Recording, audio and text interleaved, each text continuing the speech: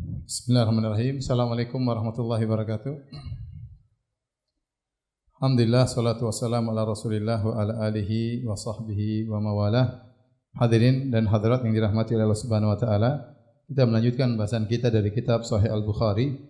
Kita sampai pada bab ke-48, bab man taraka ba'dal ikhtiyar makhafata an yaksura fahmu ba'dhin nas anhu wa yaqa'u fi ashadda minhu.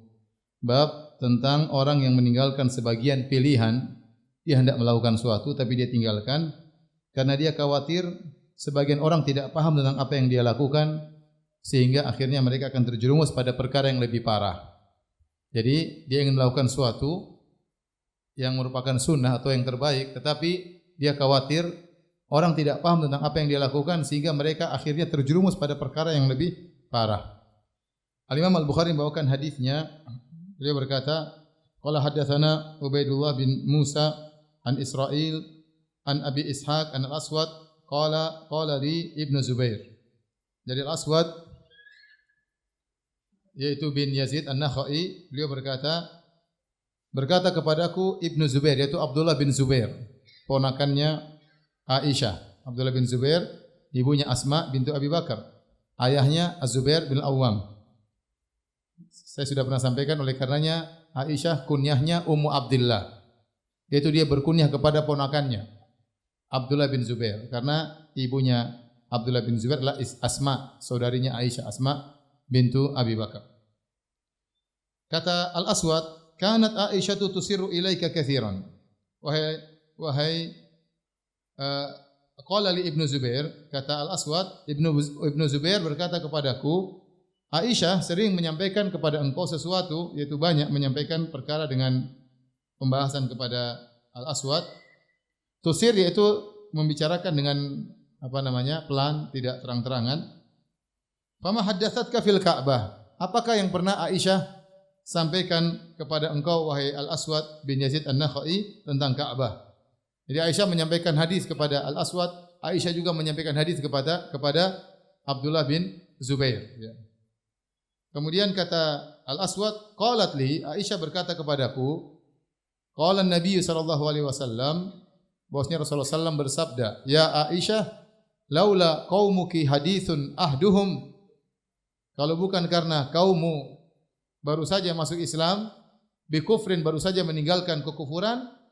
Qala Ibnu Zubair menambahkan bi kufrin. Jadi Ibnu Zubair, keponakannya Aisyah, juga sering mendengar hadis dari Aisyah. Al-Aswad bin Yazid An-Nakhai, tabi'in, juga sering mendengarkan hadis dari Aisyah. Tetapi ada perkara yang dilupakan oleh Al-Aswad, disempurnakan oleh Abdullah bin Zubair. Makanya datang dalam riwayat yang lain, Al-Aswad berkata, laqad haddatsatni hadisan katsiran nasitu ba'daha wa ana azkuru ba'dahu. Sungguh Aisyah telah menyampaikan kepadaku banyak hadis, tapi saya lupa sebagiannya dan saya akan sebutkan sebagiannya. Maka Ibnu Zubair menimpali, dia berkata, "Ma nasita adzkartuka." Apa yang kau lupakan akan aku ingatkan.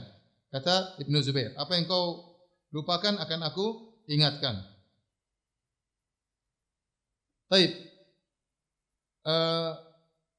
Kemudian waktu Al-Aswad menyampaikan hadis Aisyah radhiyallahu anha dengan berkata, laula qaumuki hadithun ahduhum, kalau saja kaummu baru saja meninggalkan, Ibnu Zubair menambah bi kufrin, jadi menyempurnakan. Ada kalimat Nabi yang kau lupa, yaitu kalaulah kaummu tidak baru saja meninggalkan kekufuran, yaitu baru saja masuk Islam, la naqatul ka'bata faja'altu laha babain. Sungguh kata Nabi, aku akan membongkar Ka'bah dan aku akan membuat pintu Ka'bah ada dua. Baban yadkhulun nas wa baban yakhrujun. Pintu buat orang masuk dan pintu buat orang keluar. Fa fa'alahu Ibnu Zubair, dan Ibnu Zubair melakukan hal tersebut. Ibnu Zubair melakukan hal tersebut. Waktu dia di zaman pemerintahannya, maka dia bongkar Ka'bah, kemudian dia bangun Ka'bah sebagaimana yang dicita-citakan oleh Nabi sallallahu alaihi wasallam. Baik hadirin dan hadirat yang dirahmati Allah Subhanahu wa taala, pada kesempatan kali ini saya akan menyampaikan tentang sejarah pembangunan Ka'bah dan bagaimana perubahan-perubahan yang terjadi sampai di zaman Hajjaj bin Yusuf Ats-Tsaqafi. Tolong perhatikan di papan tulis.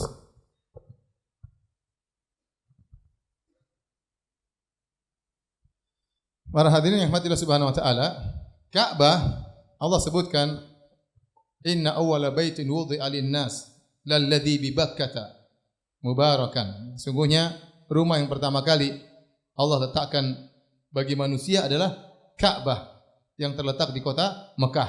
Jadi Ka'bah adalah tempat ibadah yang pertama yang Allah letakkan bagi manusia. Kemudian dalam ayat yang lain kata Allah wa idz bawwa'na li Ibrahim makanal bait. Tatkala kami siapkan bagi Ibrahim tempat untuk membangun Ka'bah. Dari kedua ayat ini, maka sebagian ulama berpendapat bahwasanya Ka'bah pertama kali yang bangun bukan Nabi Ibrahim alaihissalam. Yang bangun pertama kali siapa? Tetapi tidak tahu, tidak ada dalil yang tegas. Tetapi Allah mengatakan wa idz bawwa'na li Ibrahim makanal bait. Sungguhnya kami telah siapkan ya kepada Ibrahim tempat Ka'bah. Berarti Ka'bah dahulu sudah ada sebelumnya. Ini zahir daripada ayat. Kemudian mereka khilaf, siapa yang pertama kali bangun? Ada yang mengatakan malaikat. Ada lagi yang mengatakan yang pertama kali bangun adalah Nabi Adam alaihissalam. Ada yang mengatakan adalah anaknya Nabi Adam alaihissalam. Tetapi intinya Ka'bah tersebut akhirnya hilang dari permukaan bumi. Kemudian Nabi Ibrahim alaihissalam nanti ditunjukkan oleh Allah tempat pondasi yang ada pernah di situ di atasnya Ka'bah agar Nabi Ibrahim membangun kembali. Dan secara fisik Ka'bah dibangun di zaman Nabi Ibrahim alaihissalam. Yang bangun Ka'bah adalah Nabi Ibrahim dibantu dengan siapa? Nabi Ismail. Dan Ka'bah tersebut dibangun hanya berupa bebatuan yang disusun tanpa disemenin, tidak ada semen, cuma disusun. Dan Ibrahim dibantu oleh Nabi Ismail. Yang Allah abadikan dalam Al-Qur'an, wa idh yarfa'u Ibrahimul qawa'ida minal baiti wa Ismailu Rabbana taqabbal minna innaka antas samiul alim. Tatkala Ibrahim alaihissalam membangun Ka'bah di atas pondasi bersama Ismail. Sampai tatkala Ka'bah mulai meninggi, maka Ismail mendatangkan maqam, batu, sebuah batu yang tempat dipijak oleh Nabi Ibrahim alaihissalam yang disebut dengan maqam Ibrahim. Jangan disalahpahami, maqam Ibrahim itu artinya tempat pijakan Ibrahim, bukan makam, bukan kuburan ya. Orang Indonesia kalau bilang kuburan namanya apa? Makam. Tapi makom situ maksudnya tempat berdirinya Nabi Ibrahim. Jadi kalau kita kira-kira misalnya Ka'bah begini demikian, ya. Al-Hafidz Ibnu Katsir menjelaskan, ya, bahwasanya Nabi Ibrahim ketika Ka'bah mulai meninggi, dia butuh pijakan. Ya, karena Nabi Ibrahim taruhlah tingginya 2 meter taruhlah ya. Dia butuh yang lebih apa? Tinggi lagi. Untuk bisa membangun Ka'bah lebih tinggi, maka dia butuh pijakan. Pijakan tersebut itulah batu yang dihadirkan untuk digunakan oleh Nabi Ibrahim. Maka Nabi Ibrahim berdiri di atas batu. Ini taruhlah batu itu. Sini tempat pijakannya. Ya, ini makom.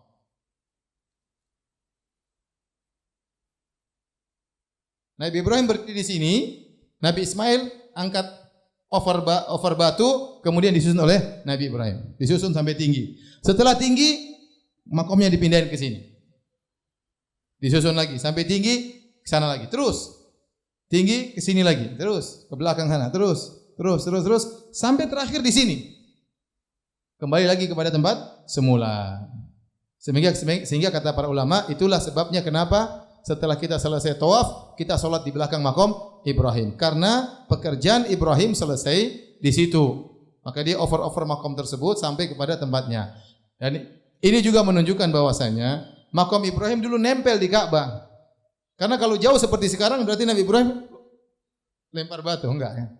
Enggak. Jadi dia nempel dan untuk menyusun apa? Ka'bah. Di zaman Umar bin Khattab radhiyallahu anhu, makom Ibrahim ini menyusahkan orang untuk tawaf karena orang kalau tawaf belok lagi begini, tawaf belok lagi. Maka Umar bin Khattab memundurkan makom Ibrahim ke belakang. Dan itu disepakati oleh para sahabat. Baik. Ini Ka'bah yang dibangun oleh Nabi Ibrahim alaihissalam. Dan lama-lama Ka'bah tersebut terus berlangsung sampai zaman orang-orang Quraisy. Dan orang-orang Quraisy semuanya adalah keturunan Nabi Ismail. Semua orang Quraisy keturunan Nabi Ismail. Semua yang disebut Quraisy adalah keturunan Nabi Ismail, termasuk Abu Jahal, Abu Lahab, semuanya Quraisy ya. Umayyah bin Khalaf, semua orang Quraisy itu keturunan Nabi Ismail. Sehingga mereka mengagungkan Ka'bah. Ini Ka'bah warisan nenek moyang. Yang bangun kakek kami Ismail. Yang bangun kakek kami Ismail. Sehingga mereka kemudian mengagungkan Ka'bah. Sampai akhirnya pada tahun ketika Nabi SAW berusia 35 tahun, usia Nabi 35 tahun, kondisi Ka'bah sudah sangat parah. 5 tahun sebelum Nabi menjadi Nabi. Kondisi Ka'bah sudah sangat parah, sering karena Ka'bah kan di bawah, di lembah. Jadi kalau ada hujan, terkadang air hujan turun kemudian mengenai Ka'bah, lama-lama rusak. Sudah ratusan tahun. Sampai akhirnya mulai rusak. Akhirnya mereka memandang Ka'bah harus dipugar. Itu terjadi waktu usia Nabi 35 tahun. 5 tahun sebelum Nabi diangkat menjadi Nabi. Tatkala mereka mulai memikirkan untuk memegar Ka'bah, kata mereka ini Ka'bah enggak bisa diperbaiki, harus dibongkar ulang. Dibongkar, kita bawakan batu yang baru. Karena batu untuk bangun Ka'bah sudah ratusan tahun. Entah 1000, entah berapa tahun, ratusan tahun sudah lama. Sejak zaman Nabi Ismail sampai zaman orang Quraisy. Akhirnya mereka tidak berani membongkar Ka'bah. Ibnu Ishaq dalam sirahnya menyebutkan ada seorang bernama Al-Walid Ibn Al-Mughirah, yaitu bapaknya Khalid bin Walid. Dia mengatakan, saya yang akan membongkar Ka'bah terlebih dahulu. Kalian takut, saya berani ya. Aturiduna bihadmiha al-islah, bukankah kalian ingin membongkar Ka'bah untuk diperbaiki?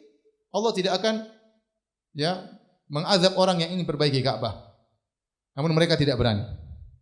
Karena 35 tahun yang lalu pas Nabi lahir terjadi peristiwa tentara bergajah dihancurkan oleh Allah Subhanahu wa taala.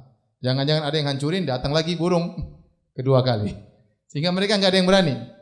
Mulailah Al-Walid bin Mughirah, akhirnya dia bongkar Ka'bah. Dia naik, dia cungkil Ka'bah satu-satu. Dia cungkil sebagian, enggak ada yang berani ikut dia, semuanya diam. Kata mereka, lihat nanti malam apa yang menimpanya. Ya, jangan-jangan burung-burung datang malam nanti. Akhirnya dia pulang, dia tidur, tidak terjadi apa. Besoknya dia masih sehat walafiat. Akhirnya dia bongkar, yang lain semua ikut. Berarti Allah telah ridho. Akhirnya mereka bongkar Ka'bah, dihancurkan seluruhnya. Ibn Hajar menyebutkan dalam Fathul Bari, jadi Ka'bah itu asalnya bentuknya huruf D kapital begini. Ini apa namanya?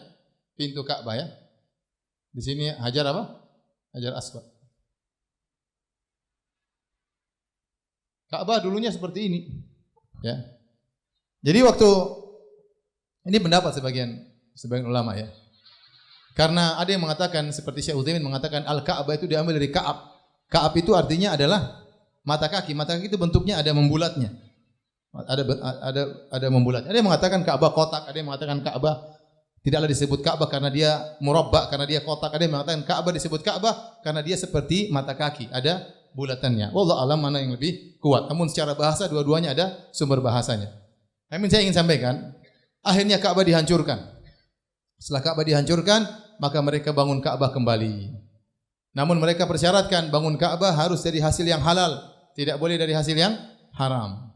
Mereka tidak boleh dari hasil zina, tidak boleh dari hasil riba, dan tidak boleh dari hasil menzalimi orang lain. Tatkala mereka mengumpulkan uang untuk bangun Ka'bah, untuk biaya sewa orang, ngangkat batu, mecahin batu, bawa batu ke sini, itu berat. Karena Ka'bah di lembah ya, intinya perlu biaya. Ternyata duit mereka kurang. Akhirnya Ka'bah yang dibangun Quraisy ya kurang ya. Tidak lengkap. Kenapa? Tidak lengkap? Duitnya kurang. Jadi mereka bangun kira-kira begini,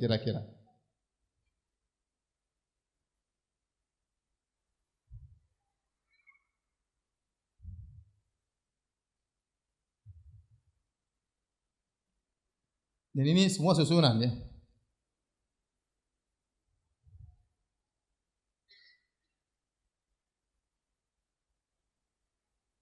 Di sini ada pintu ya. Pintu Ka'bah. Di zaman Nabi Ibrahim juga ada pintu Ka'bah. Pintunya dua, depan dan belakang. Ini pintu.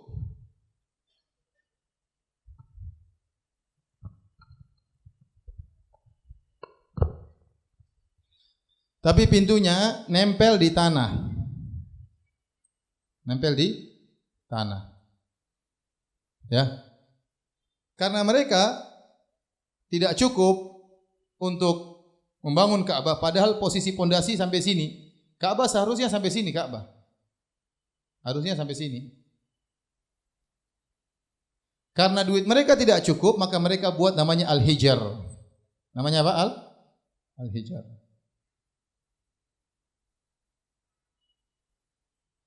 Al-Hijar ini artinya penghalang, penanda, supaya orang tahu bahwasanya Ka'bah di zaman Nabi Ibrahim sampai sini. Ka'bah zaman Nabi Ibrahim sampai sini, cuma mereka enggak punya duit, maka mereka kasih tanda, paham? Terus apa yang mereka lakukan perubahan? Mereka angkat pintu Ka'bah ke atas. Pintu Ka'bah diangkat ke atas. Ka'bah dulu enggak ada atapnya, tidak ada atapnya.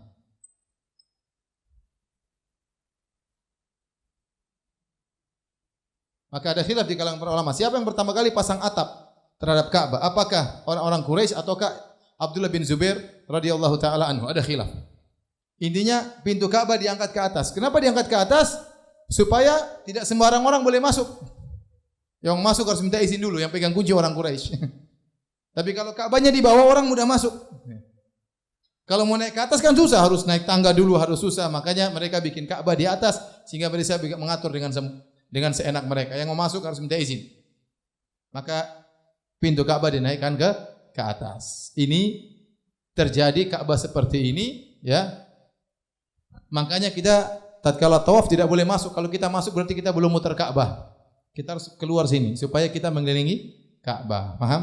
Nah, boleh kita masuk sini. Kalau masuk sini tawafnya tidak sah karena berarti dia belum memutari Ka'bah seutuhnya. Karena Ka'bah harusnya sampai di sini. Paham? Baik. Di zaman Nabi berkata dalam hadis yang sedang kita bahas, "Ya Aisyah, laula qaumuki hudatsa'u ahdin bi kufrin la naqatul Ka'bah wa la ja'altu laha babaini, baban yadkhulun nas minhu wa baban yakhrujuna minhu." Dalam hadis yang sedang kita bahas. Kata Nabi, "Wahai Aisyah, kalau bukan kaummu baru saja masuk Islam, aku akan bongkar Ka'bah. Aku bongkar dan aku bangun kembali sesuai pondasi Nabi Ibrahim sampai sini. Akan aku bangun kembali dan aku akan bikin pintu masuk dan pintu keluar." Itu cita-cita Nabi Muhammad sallallahu alaihi wasallam. Namun dia tidak melakukannya. Ini jadi bahasan kita. Kenapa dia tidak melakukan? Karena orang-orang kafir Quraisy baru saja masuk Islam. Kalau seandainya Nabi rubah Ka'bah, padahal mereka sangat mengagungkan Ka'bah, bisa jadi mereka ragu dengan Islam. Ini kok datang Nabi rubah-rubah Ka'bah. Dan mereka sangat mengagungkan Ka'bah. Khawatir Nabi mereka bisa kembali lagi pada kekufuran. Karena Nabi ngotak-ngatik apa? Ka'bah. Maka Nabi harusnya ingin mengembalikan Ka'bah pada pondasi Ibrahim, tidak jadi dia lakukan. Itulah bab yang dibahas oleh Imam Bukhari, bahwasanya man taraka ba'dal ikhtiyar, ya, seorang yang meninggalkan suatu pilihan karena sebagian orang tidak paham apa yang dia lakukan, dikhawatirkan terjerumus pada perkara yang lebih parah. Paham? Ini juga dalil bahwasanya seorang terkadang tidak bisa bernahi mungkar. Karena kalau dia melakukan nahi mungkar, sebagian orang bisa terjerumus pada kemungkaran yang lebih parah. Maka terkadang dibiarkan kemungkaran supaya tidak menimbulkan kemungkaran yang lebih parah. Disebutkan oleh sebagian ulama, dia melihat orang mabuk. Ditegur, "Kenapa Anda tidak menegur orang ini yang sedang mabuk?" Karena kalau dia dilarang untuk mabuk dan dia sadar dia lebih parah, mungkin dia berzina, mungkin dia bunuh orang, biarin dia teler. Ini fikih dalam bernahi mungkar, makanya syarat orang bernahi mungkar harus bisa melihat maslahat dan mudarat. Kalau ternyata dia melakukan nahi mungkar, menimbulkan kemudaratan lebih besar, maka tidak boleh dia bernahi mungkar. Karena maksud dari bernahi mungkar adalah menghilangkan kemungkaran atau meminimalkan kemungkaran, bukan menambah kemungkaran, Ya. Dan ini fikih perlu kita hadapi. Kita terkadang ada orang yang melakukan maksiat, kalau kita larang-larang terus, dia bisa lebih parah. Kita lihat kondisi pelan-pelan. Jangan kita bilang ini haram. Wah, saya kafir aja kalau begitu, nanti bahaya. Islam kayak gini, saya kafir aja. Dia tidak mampu, jiwanya belum siap untuk menerima hal itu semua. Maka kita perlu tahapan. Bukan masalahnya, yang penting kita sampaikan, mau kafir silakan, enggak begitu.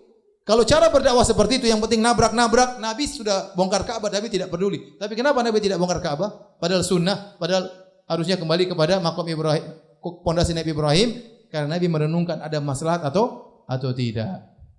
Paham sih? Karena sebagian orang terkadang menganggap kita, kenapa enggak berani sampaikan? Kenapa? Tidak semua bisa kita sampaikan. Kalau hanya menyampaikan gampang, tapi apa mudarat yang timbul di balik itu? Bisa jadi pengajian dibubarkan, bisa jadi orang ditangkap, bisa jadi orang dipukulin, bisa. Kalau hanya sampaikan. Antum datang ke kuburan sana, syirik. Enggak boleh. Kalau ente enggak dipukulin sama masyarakat, kemudian mungkin penjarakan, mungkin pengajian dibubarkan, mungkin macam-macam. Bukan masalah takut atau berani, bukan. Tapi ada fikih dalam bernahi mungkar. Makanya kadang-kadang yang baru ngaji lebih kenceng daripada ustadznya. Karena yang baru ngaji bahlul. Ustadznya mikir ini ada masalah atau tidak. Bukan masalah nyampaikan atau tidak. Masalah ada masalah atau tidak. Apakah yang ditimbulkan kemaslahan atau kemudaratan. Paham? Ini sekedar ilustrasi. Bagaimana Nabi meninggalkan perkara yang sunnah atau yang harusnya dilakukan.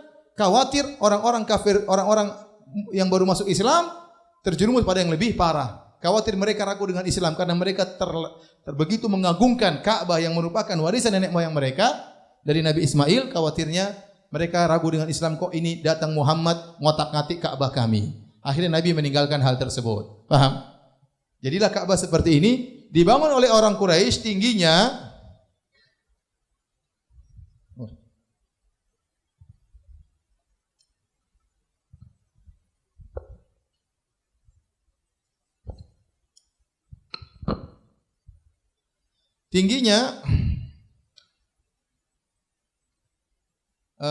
tadinya 9 hasta, ini tadinya 9 hasta. 9 hasta berapa kira-kira? 4,5 meter. Di zaman Ka'bahnya, di zaman Nabi Ibrahim, tingginya 9 hasta. Kemudian dibangun oleh orang Quraisy, ditambah lagi 9 hasta, menjadi berapa? 9 tambah 9 berapa? 18.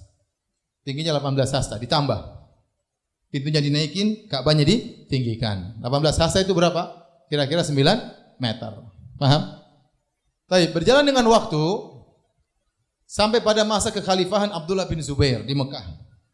Terjadi keributan dengan Yazid bin Muawiyah. Akhirnya Abdullah bin Zubair membangun pemerintahan kecil di kota Mekah. Kemudian ada penyerangan dari negeri Syam. Penyerangan dari negeri Syam ingin menyerang Abdullah bin Zubair. Di antara penyerangan tersebut menggunakan menjadi ketapel tapi isinya api.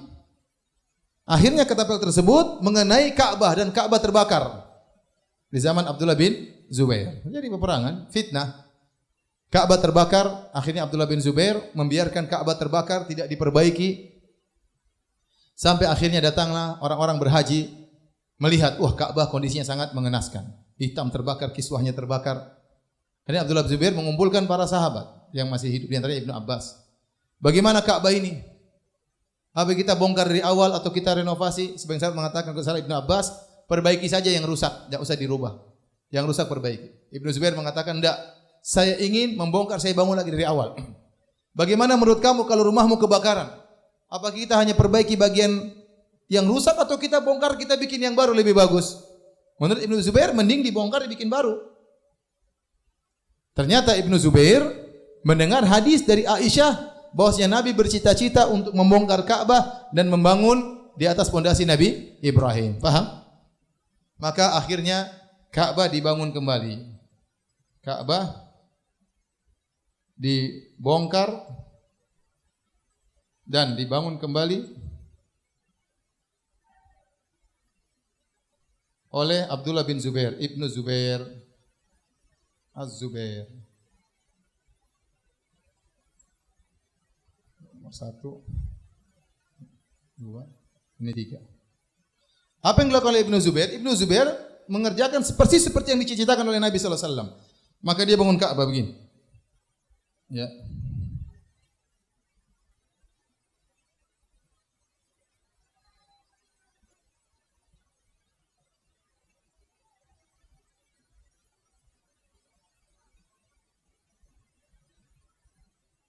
Sampai full, ya. Jadi Hijr Ismail masuk. Hijr namanya bukan Hijr Ismail, ya, Hijr aja sebenarnya. Orang menamakan Hijr Ismail itu penamaan yang salah. Karena pembangunan ini jauh setelah wafatnya Nabi Ismail, bukan Ismail yang bangun, paham? Dan itu bukan kuburannya Nabi Ismail. Jadi penamaan Hijr Ismail itu keliru, dijelaskan oleh para ulama. Namanya cuma apa? Hijr, yang artinya penghalang. Ya, maka Hijr dimasukkan dalam Ka'bah. Waktu Ibnu Zubair ingin membangun Ka'bah, dia gali. Sampai dia temukan pondasi Ibrahim. Dia gali terus di bawah. Ternyata pondasi Ibrahim sini. Maka dia bangun dari situ. Paham? Dia gali, ingin melihat pondasi Nabi Ibrahim di mana. Telah dia dapat seperti bentuk punuk onta, ada pondasinya. Dari situlah kemudian dia dilihat oleh banyak orang. Inilah pondasi Nabi Ibrahim. Ternyata Ka'bah kita selama ini kurang. Maka dia pun bangun. Dia ingin mewujudkan cita-cita Nabi SAW. Maka dia pun bangun Ka'bah, ditambah tingginya 10 hasta. Jadi berapa? 28 apa? Hasta. Berapa ini? 14 meter. Satu hasta kira-kira setengah meter. 28 berarti 14 meter. Kemudian ini juga ditambah. Jadi full ditambah. Tambah Hijr dimasukkan dalam Ka'bah. Pintu dibikin 2.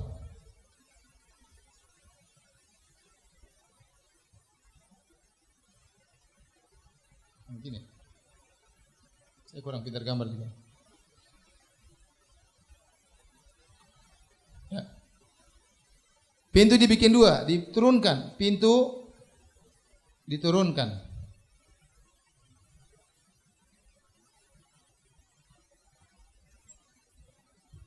Terus ada pintu di belakang lagi. Pintu masuk, pintu keluar. Pintu masuk, pintu keluar. Dibikin sama dia. Sesuai dengan cita-cita Nabi SAW. Jadilah Ka'bah model baru, tinggi, lebih lebar, pintu masuk, pintu keluar. Ada atapnya dan ada mizabnya. Mizab itu fungsinya untuk menurunkan air. Karena Ka'bah ada atapnya, dia perlu mizab. Apa namanya? Talang untuk mengeluarkan air supaya air tidak tergenang di atap Ka'bah. Akhirnya Abdullah bin Zubair meninggal dunia. Kemudian Hajjaj bin Yusuf As-Saqafi melaporkan kepada Abdul Malik bin Marwan bahwasanya Ibnu Zubair telah merubah-rubah Ka'bah. Maka disuruh Ka'bah dikembalikan sebagaimana semula. Dibongkar lagi. Ka'bah dirubah lagi oleh Al-Hajjaj bin Yusuf As-Saqafi. Dia bangun sama seperti Abdullah bin Zubair, ya. Diperintahkan, ya. Tetapi dikurangi lagi, dibuat lagi Hijr. Seperti model lama. Tingginya tetap berapa? 28 hasta. Ya, tetapi dibuat lagi apa? Hijr. Pintunya dinaikkan lagi. Pintu naik lagi. Dan tinggal 1 dan cuma 1. Seperti Ka'bah di zaman orang-orang kafir Quraisy, di zaman Nabi SAW. Jadi itulah Ka'bah yang sampai sekarang. Paham? Di zaman Al-Imam Malik, Khalifah Harun Ar-Rasyid, ya, Harun Ar-Rasyid dia mengetahui hadis bahwasanya Nabi ingin Ka'bahnya seperti ini. Maka dia bertanya kepada Imam Malik, "Wahai Imam Malik, bagaimana kalau saya rubah Ka'bah lagi seperti cita-cita Nabi?"